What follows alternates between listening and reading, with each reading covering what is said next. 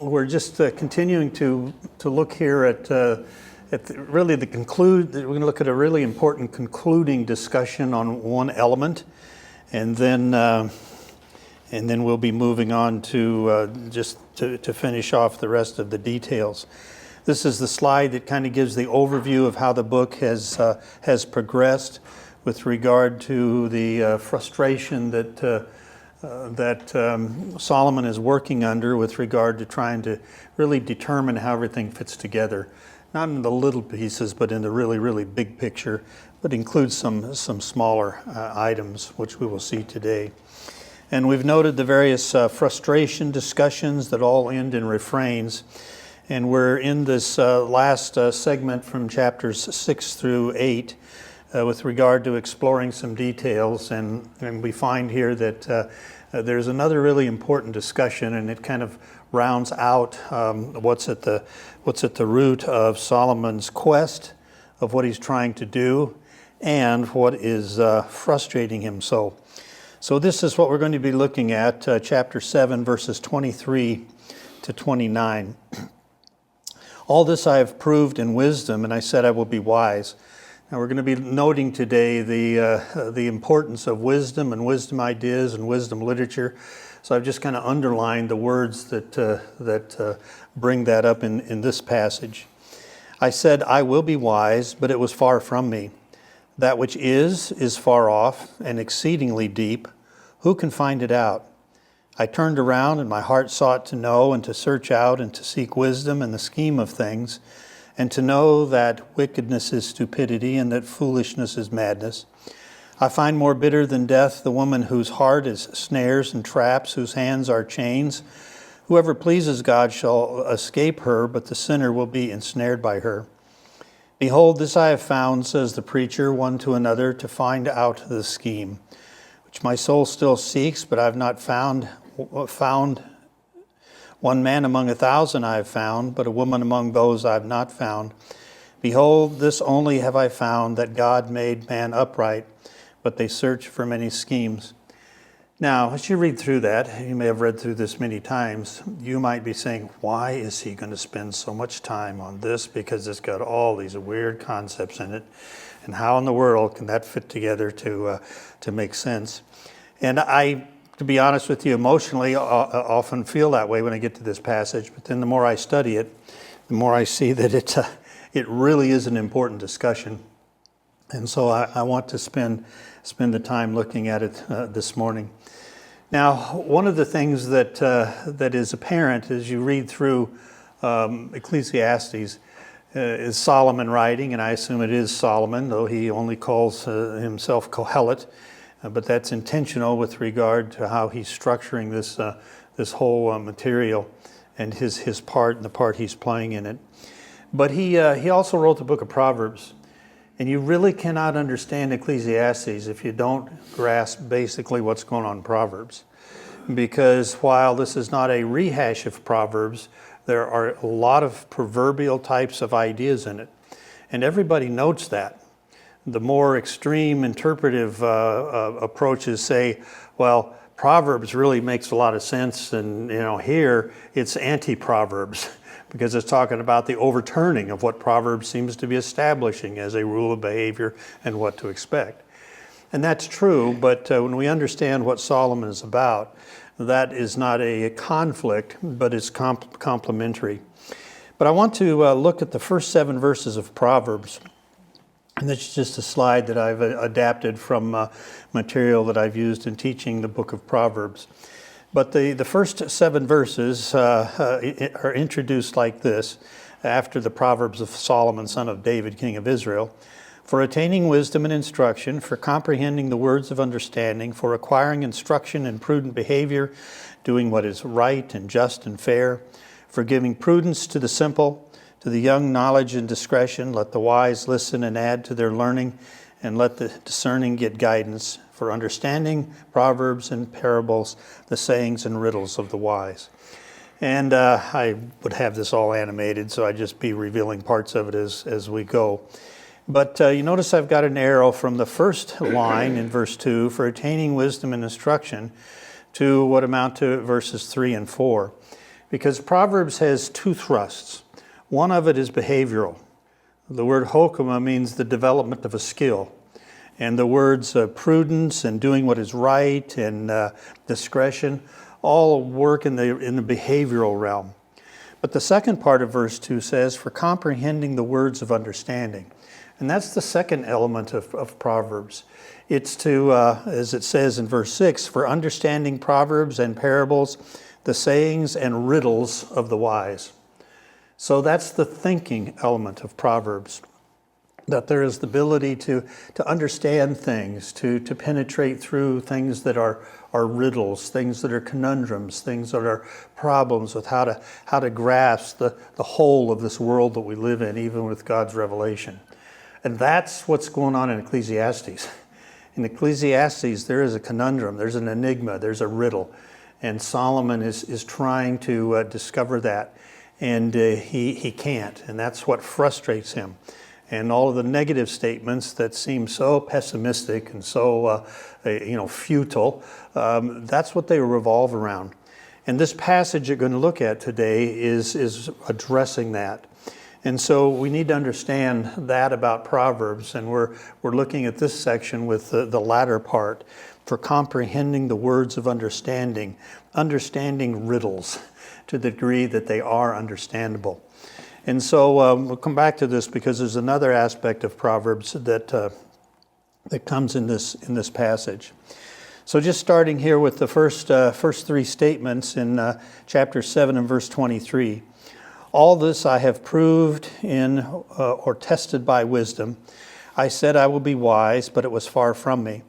That which is far off and exceedingly deep, and who can find it? Now these two verses are interestingly, as you read through commentaries, and I have about 6 or 7 commentaries and technical things that I look at, and they're split with regard to whether these two verses are to be taken with as conclusion of what went before, or as an introduction of what comes after. And all the arguments make some sense, and I can argue the same way. Yeah, it looks like it's there or there. But what it suggests is that this might be a Janus, or a hinge statement, something that has both conclusion and introductory elements. And I use the word Janus because if you're reading in technical literature and they're talking about Bible study and structure, they say this is a Janus. Well, that comes from the Greek god Janus, who had 2 faces, one facing forward, one facing backward. Now, I have no idea what he did as a Greek god, okay? But the word Janus you use all the time. It's the basis of the month January. January is a month that looks back to the year that's just completed and the year forward. And so we celebrate New Year's Day, January, looking both ways. And there are a lot of verses in the Bible that are like that, and intentionally so. They're kind of hinge verses. They're kind of, okay, now this kind of is where we've been and now we're going this way.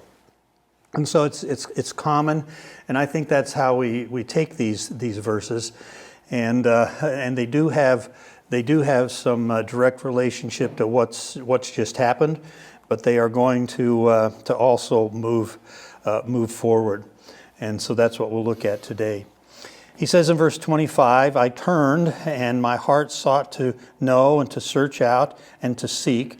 I'm just kind of going to lay it out here so that we can see how it kind of proceeds.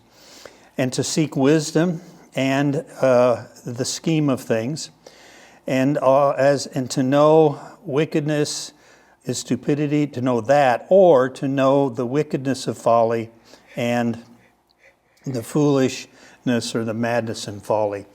So we're dealing with folly here. We're dealing with his desire to know something, and it fits with what's gone before. I've introduced this little image, which I think it helps us understand how the book is structured. It's structured by starting with a concise statement of what he's about, and then it starts working it out. and it works it out and goes back and works it out again and works it out again. And so there's a circling. You're coming back to material, and you read through the book, you say, oh yeah, I've seen that before, and I've seen this before, and I've seen this before. Why is it being repeated? Well, it's not just repetition for repetition's sake. He's both developing a major idea, but he's also filling it out and fleshing it out as he goes along. And so that's what we have here, and this kind of is a culminary discussion of this whole idea of Solomon trying to figure something out about God's ways. And so I titled this section here, verses 23 to 29, even by means of wisdom, it's impossible to explain the origin and the nature of folly. That's what he's about here. He describes folly, describes the book of Proverbs, he personifies it. We're going to come back to that in a moment. And so there's a lot that's known about folly, except its origin. And so that is what he's talking about. I want to show you how it proceeds here. And so really we're talking about the boundary of knowledge. What can we know? How far can we go in knowing what God has told us has happened and understanding about that? So just looking here at the basic statements, he says, all this I've proved or tested by wisdom. The test of wisdom probably is the way. And then just you'll note all of the thinking words in this section. And so the proverbial things we've looked at, here's what to do, here's what not to do, here's the wise way to live. And we're going to get into that in chapter 8. It's going to be a whole lot more of that in chapter 10. But here, he's thinking about something. He's saying there's some thought testing that needs to go on here. And that's what I'm going to do. This next statement, he says, I will be wise, but it was far from me. Grammatically, it's a cohortative of resolve, if you're interested in that. You're going to look that up. What it means is I'm really resolving to do something. This is what I'm really intended to do. I will be wise about this. I will figure out this riddle. And I'll take all the pieces that God's given me and all the intellect and the wisdom He's given me, and I really want to get a hold of this. And his conclusion is, I couldn't be wise. I couldn't be wise as I wanted to be. So that's his determination, but it's frustrated. And then it says, that which is far off and exceedingly deep, who can find it? Now, this doesn't refer to the whole book. He's talked about all kinds of things that just are kind of out there and they're kind of vaporous and you can't really grasp them. He's talking more about something specific that's in this passage. So there's an inexplicable something in the exceedingly remote past is what he is just very tersely stating here. And so then he says, this is a report of his quest. I turned or I returned. It's a verb that means to turn or to return or to turn around, just depending on the context. And so you have to kind of figure out. Did not turn around physically. And it occurs other places in the book. And sometimes I think it means, and then I turned to consider this. Here I think it might be saying, and I returned. This is something that's been in everything that he has been at so far. And it's always kind of been there. And so I think what he's saying here, and time and again, I've returned to this thing that we're considering. So I returned, and my heart sought to know and to search out and to seek wisdom in the scheme of things. So you see the piling up of thought words. Heart here in this context is thinking. It's the mind. It's not an emotional term. Rarely is it that. Primarily in Hebrew, it can refer to the whole capacities of our inner being, emotions, thought, will. But here it's associated with thinking words. So this has been the object of Solomon's intense inquiry, and the scheme is at the heart of it. We're going to come back to that. So this has to do with the nature of folly. So I wanted to seek the wisdom in the scheme of things and to know the wickedness of folly. Now again, as I've mentioned before, Hebrew didn't have a lot of sophisticated adjectives to define things. So they'd put two nouns together and they'd connect it by the element that means and in some cases. But you're to figure out what the relationship is. So it's like you do two nouns together and you make one of them an adjective and it defines the other. And that's just so common in Hebrew, especially in poetic literature and so forth. And so you kind of have to figure out, is this saying that wickedness is stupidity? That construction can do that sometimes. But I think rather he's talking about the wickedness of folly and the madness of folly. Now, I'm repeating folly, but there's two different words here, okay? But they're words that both are used of the fool in Proverbs, and I'll come back to that. So he's not looking at what is folly. He knows what folly is. He's written a whole book on it, book of Proverbs. But he's thinking about what's the background of it? Where does it come from? What is the wickedness in folly? What is the source of that? And so I think that's what he is getting at here. So the main idea of this section, verses 23 to 29 of chapter 7, is how to explain man's irrational, sinful, destructive disregard for God's original designs of life and plans for living, which did not include folly. What I'm meaning by that is, when God created humanity, there was no folly. There was no sin. There was no foolishness. He put before them the way to live. And at a point in the garden, folly entered. Foolishness entered. Foolishness being turning your back on what God has said is the way of life and going after, your own things. And so that's what he's at here. That's what he has been thinking about, and that's where he's going with this. Now we need to think about this word that I have in bold and with an asterisk, and that is scheme. The scheme of things. This word occurs in 3 verses, and in this translation it is translated by 3 different English words. Well, that's helpful.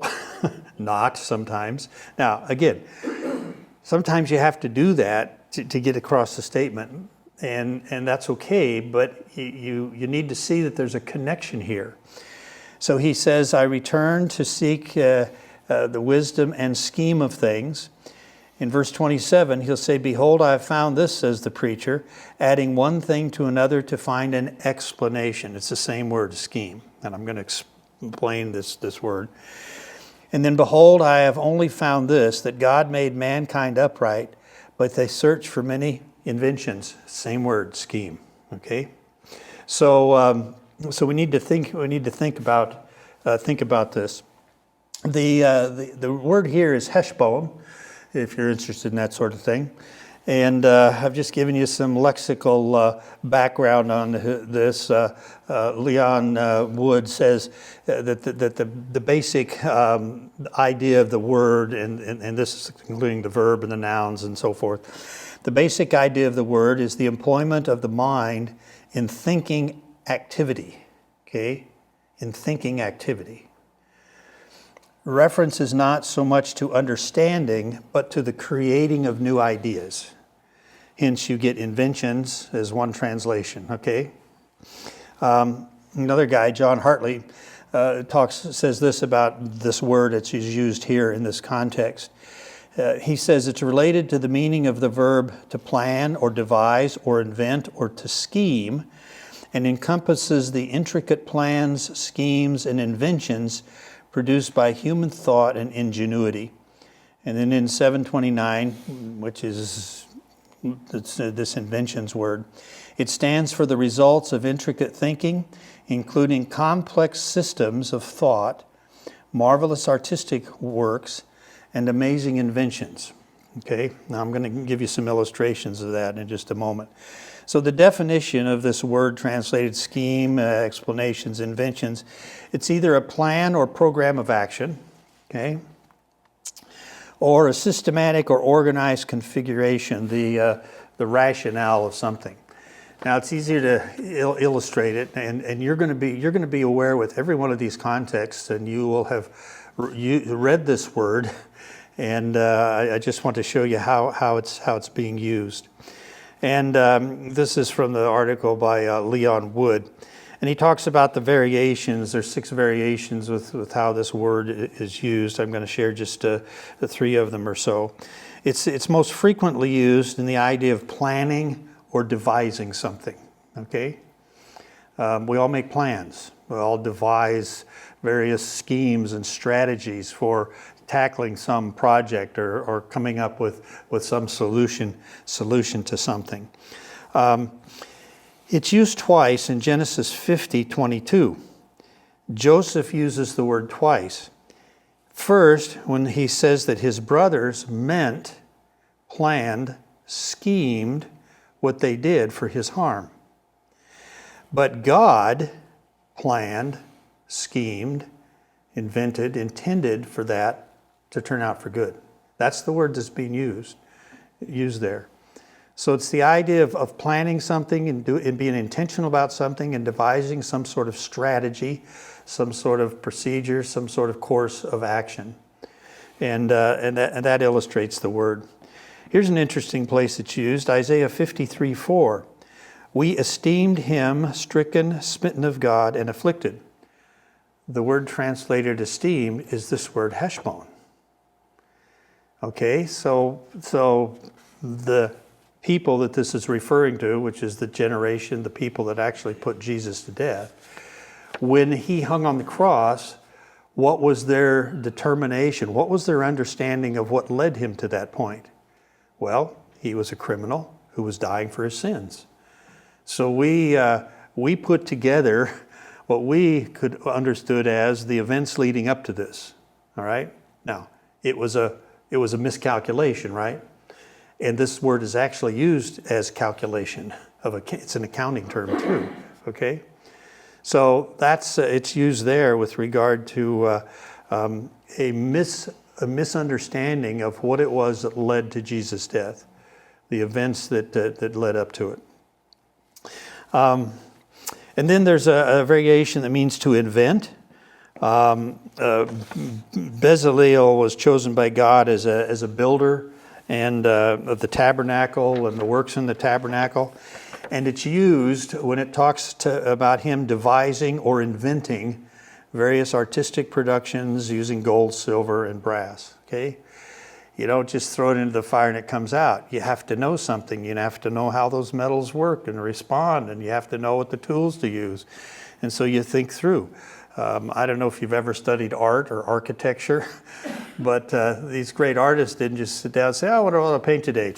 No, they get an idea and they make sketches and they think about backgrounds and they get people's faces and they go through all of this and they devise a way and devise the means by which they're going to create their work of art, whether it's a sculpture, painting, and so forth. And so that's what the word is here. And as I said, it's also used as a bookkeeping term. Give an account for what you've spent here. Okay, go back and show me this, and justify this expense. So that's the kind of thing that's going on here. And then, of course, the word occurs in various specific contexts, and he mentions the word that's translated here, another form of it. And he says that the derivative, the noun that comes from this, can mean thought or plan or invention. Thought, like in Genesis 6:5, every imagination of the thoughts of his heart was evil. It's all about mankind at a certain point. And all the devising, all the schemes that were being come up with, all of the, here's how I'm going to live, here's how we're going to live, and here's what we're going to accomplish. And at that point in the record of human development, it was evil. Okay? So the plannings or the schemings. The second plan, the thoughts was the first one, plan. When the Israelites are made to say, in contrast to God's will for them, that they would follow their own devices. This is in Jeremiah 18:12. We're going to do our own thing, okay? We're going to do our own thing. And then a third is a reference to skilled worker. Hiram of Tyre was sent to Solomon to work on the temple, and he was described as being able to work out any invention necessary for the task. It's used with regard to Uzziah, the king of Judah, who had war machines invented by clever men when he was seeking to stave off enemies. So that's give you a flavor of what's going on here. That's what the word means, and it's used in this context for a very, very specific reason. So what we've got here, the nature of folly, and as I mentioned, the words used for folly in verse 25, kesel and sakal, are both words that we find, especially kesel, in regard to the fool. So this is what's going on here. Solomon knows well about folly. He's already written about folly. He's saying, don't be a fool, don't do this foolish thing, and so forth. And now he's here for one last time saying, there's no problem describing folly. There's no problem showing the relationship between folly and how life is lived. No problem contrasting it with wisdom and how God wants you to live and wants us to live. But where did it come from? What's the source of it? In other words, Solomon is, he's trying to figure it out. So the main idea of this section, how to explain man's irrational, sinful, and destructive disregard for God's original designs of life and plans for living. They didn't originally include folly. There was not sin there until what happened in the garden. So that brings us on then to look a little further here. Verse 26. I find more bitter than death the woman whose heart is snares and traps, whose hands are chains. Whoever pleases God shall escape from her, but the sinner will be ensnared by her. Oh, why'd you drop that in here, Solomon? What do you got against women? Because then he's going to say here in a minute, I found something, 1 in 1,000 of men didn't find anything in 1,000. Why you got something against women? And actually, some of the commentaries say, yeah, that was just the view at the time, and it was, that's not what's going on here. Okay, that's not what's going on here. So why this illustration? Why does he drop this in here? Well, the first thing is, you'll notice here, this ties to the theme of being good, the characteristic of the one who fears God, who's overcome by his awesomeness. Whoever pleases God shall escape from her. Okay, so that's in keeping with what's been going on here in the book.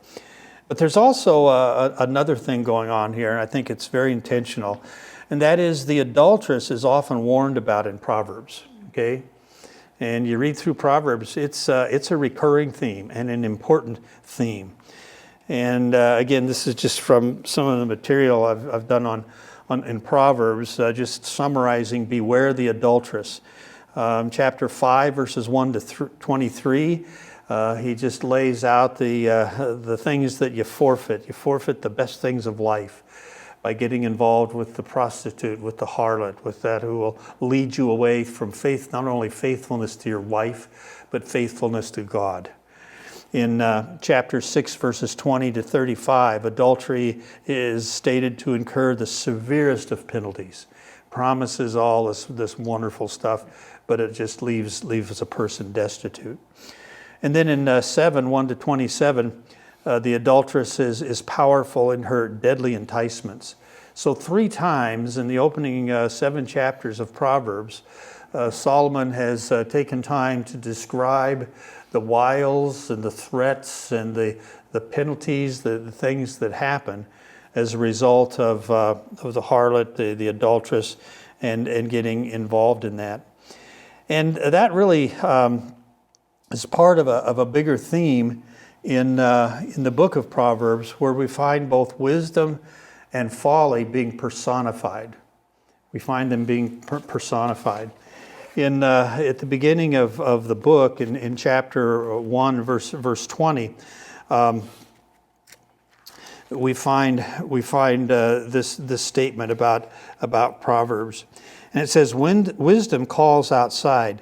Now, in 120, wisdom here is in the plural, wisdoms. You never find a translation that says wisdoms, and it shouldn't. But it's an intensification mechanism, and what it's to lead to is it's talking about something other than just an abstract concept. There's a personification going on here, and what personification does is it brings an abstraction into an applicable focus. And so it says, "Wisdom calls aloud outside. She raises her voice in the open squares. She cries out in the chief concourses at the openings of the gates in the city. She speaks her words. How long, you simple ones, will you love simplicity? For scorners delight in their scorning, and fools hate knowledge. Turn at my rebuke. Surely I will pour out my spirit on you, and I will make my words known to you." So it's like a person speaking. Well, it's wisdom speaking. And so we've got personification going on here. And the point is that wisdom is beautiful, chaste, who walks in the streets asking to be embraced for the respondent's well-being. All right? Okay. So then when you read through all of the passages about the harlot, about the adulteress, about the one who wants to lead astray, we find folly. And at the end of the book, at the end of this first section of the book of Proverbs, in 10 we find the Proverbs, we find the folly being personified. 9 verses 13 to 18 says this: "A foolish woman is clamorous." Okay, but it's just not talking about some foolish woman. In the context, and in chapter 9, or the first part of chapter 9, wisdom has built her house. And you go through that whole thing, which is kind of a reiteration of the personification of wisdom back in chapter 1. And then it says, "A foolish woman is clamorous." It's not just jumping again to a specific woman. He's personifying folly here. "She's simple, knows nothing.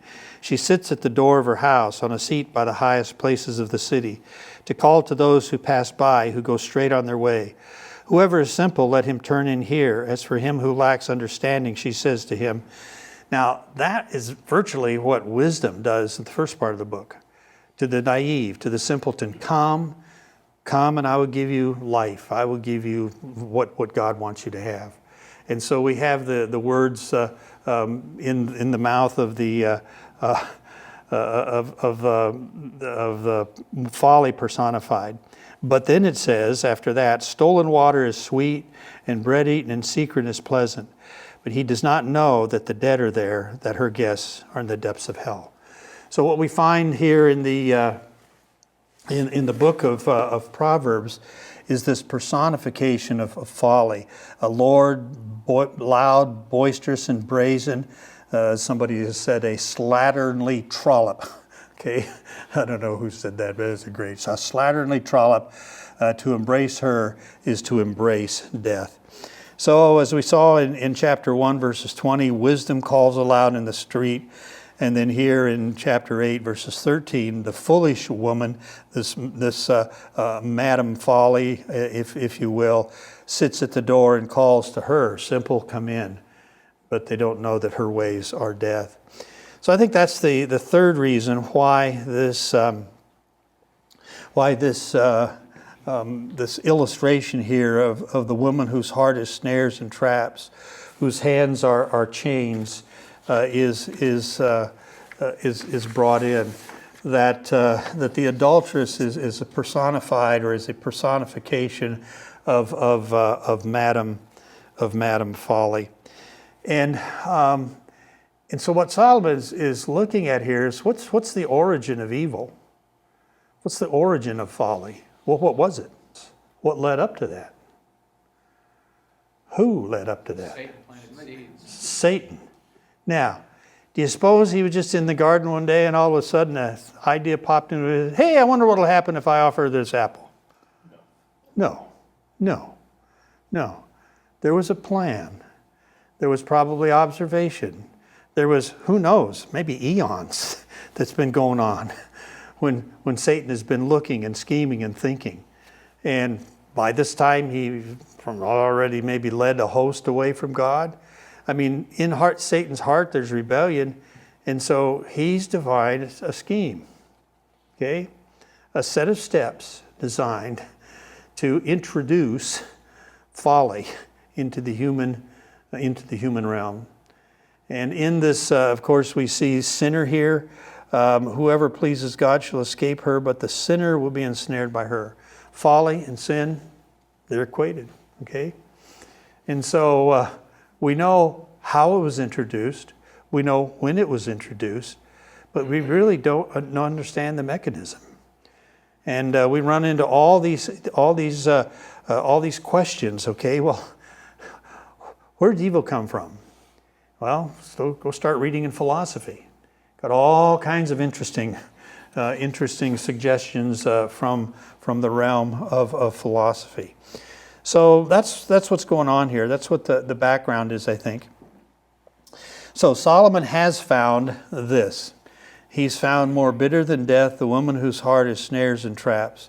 He has found just how destructive folly is and how destructive folly can be and how divisive and how scheming it is and how people fall under its wiles and go to their own destruction. Okay? So he's found that. But he's not found something else. So here we have kind of an interesting construction. Behold, I've found this, says the preacher, and then he breaks into a tangential thought, and then he picks that up in verse 20, I have found this, okay? So he's going to say what he's found right at the end, but here's going to say what he hasn't found, okay? But this one thing, adding to another. Now, adding to another is, okay, I need to think of, how to get from there to there, okay? There's my goal. Here's my starting point. What do I need? Well, I need this. Well, I need something else. I need to add something else to that. Okay, and then the next step, I need to add something else. So that's what's going on here. So Solomon has been doing these thought experiments. Well, if I start here and I add this and this and this, do I end up here? No. If I start here and I add this and this and this and this, does that? No. Okay. So he's describing kind of the process that has left him so frustrated. So I found this, says the preacher, now adding one thing to another to find an explanation, to find the scheme, which my soul still seeks, but I haven't found it. See, there it is. I've been looking for the devices. I've been looking for the scheme. I've been looking for the rationale. How did man find it from this place in the garden that God created to what it is now? And, has God told us? No. He told us the event. He told us the agent. But, but how did that happen? How did you let that happen? What's going on there? So, namely, what he has not found is the scheme of God's rationale for allowing folly into his perfect and sinless creation. One of the arguments against believing in God, and, all apologetics. Well, if God is so good, so powerful, why did he allow evil? And if he allowed evil, he must not be all powerful. Well, that makes sense from the standpoint of the information we have. But does it make sense from all there is to know about God and his ways? No. Why? Because we can't know all there is to know about God and his ways. That's the whole point of the book. That's the whole point of Solomon's frustration, is that he can't get beyond that. Now, it doesn't leave him in doubt. It doesn't leave him in unbelief. It leaves him frustrated, but it leaves him embracing God as a one who fears him. So that's what he can't find, the scheme, the design, the steps, the rationale for allowing folly into his perfect, sinless world. Now, this whole thing, I found one man among 1,000, and I've not found a woman among all those. What does that say? Nothing. I mean, to us, found in what regard? It's just not answered. Okay? And it's really interesting, all the different suggestions there are of this. And I don't have a better one, other than just to guess that it's some sort of a metaphor that people knew what it was, that we would use in, English world, and the Spanish-speaking world wouldn't understand it, the French-speaking world, it's just every culture has their own little colloquial sayings, and it communicates, and even though somebody may not know why it does, okay, I don't know, it just may not be anything more than that. Just kind of saying, I'm a pretty smart guy, in some respects I've been able to pick one guy out of 1,000, for this, but not a woman. And could only be saying, I'm a pretty smart guy, but I don't know everything. I don't really think we can make much more out of it than that, but he just kind of tosses it in here. I found something, but I haven't found everything. And so it doesn't have anything to do with gender distinctions. The word here for man is Adam, which can be mankind and can include females. So he's not trying to distinguish here but anything between males and females. I think he's just using some kind of a figure of speech or something to just state that. Yeah, you're saying, well, Solomon, if you can't figure that out, how can you claim to be wise?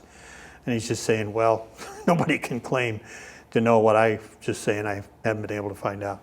He's wise. He sought and sought and sought and sought for answers to a most fundamental issue and hasn't found it. And so he's going to go on. So anyway, he's going to get no help. He's going to get no help with regard to his ultimate quest.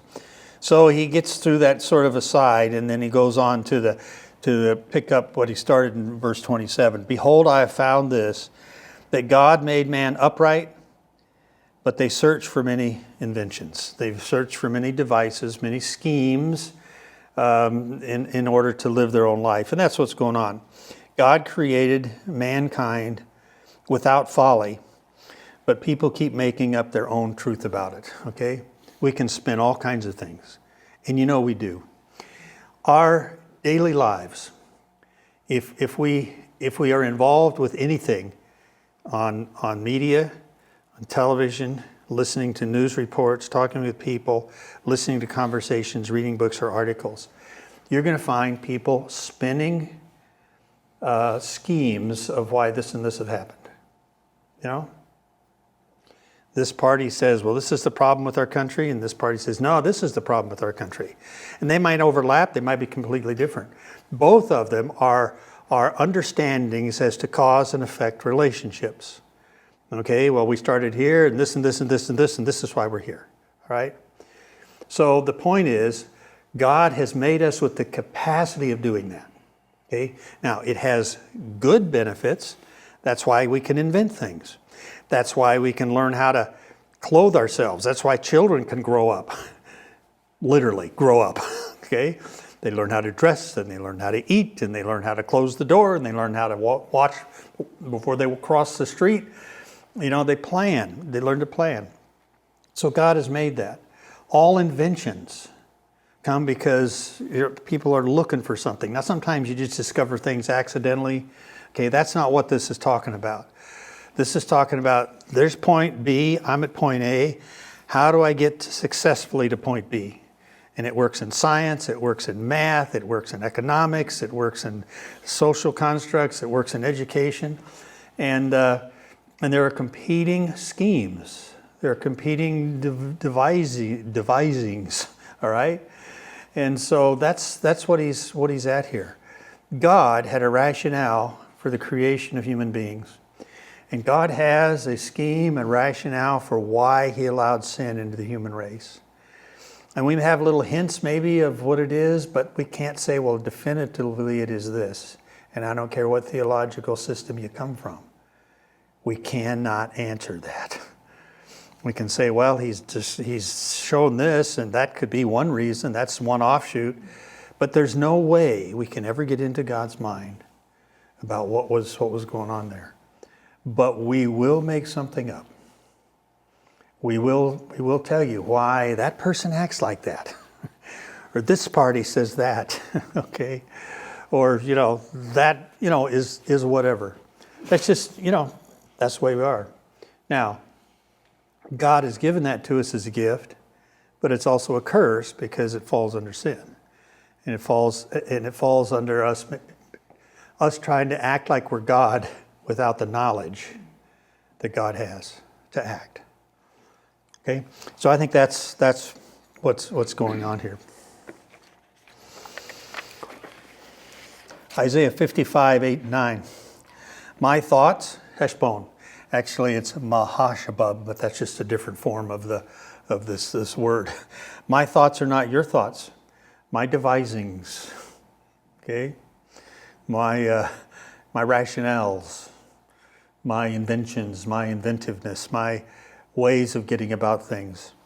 Neither are your ways my ways, says the Lord, for as the heavens are higher than the earth, so are my ways higher than your ways, and my thoughts than your thoughts. My thinking activities that devise things and bring things about by steps that I determine. Isn't that interesting? We know this word. We know this word. So that's what he's frustrated about, is exhaustive efforts to understand God's providential design as it impacts our earthly experience. And there isn't anything more fundamentally affecting of our earthly experience than sin. Okay? And it's there, but we don't know why. We don't know ultimately what God was thinking, planning, doing, how all of the factors that go into it. So he's not going to be discouraged by that. He's not going to walk away from God. Well, if you aren't big enough to deal with evil, I'm not going to give you control of my life. That's not his response.